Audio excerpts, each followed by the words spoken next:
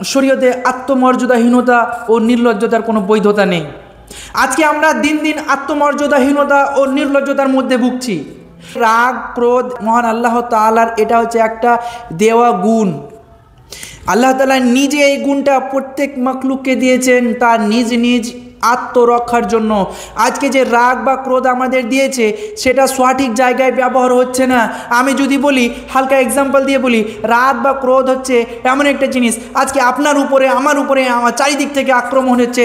সরকার থেকে শুরু করে, পাড়া থেকে শুরু করে, রাজনীতি থেকে শুরু করে A to Z জায়গাতে আমাদেরকে আক্রমণ করতে চলেছে। আর আমরা চুপচাপ বসে আছি, ঘরে খাচ্ছি, ঘুরছি ফিরছি। আমার খাবার যখন ফিরিয়ে যাবে তখন আমি কোথায় থাকবো, কি করব? তখন আমি রাখবো নাকি? আমার খাবার ফুরোনোর আগে আমাকে ক্রোধ নিয়ে আসতে হবে। আমার ক্রোধ যে দিয়েছে মহান আল্লাহ পাক, এই ক্রোধটা দেখাতে হবে। আর যদি আমি এই ক্রোধ না দেখাই তাহলে বলা হয়েছে ভারসাম্যহীন ওই ব্যক্তি, যে তার সময়ে সঠিক সময়ে ক্রোধ দেখালো না।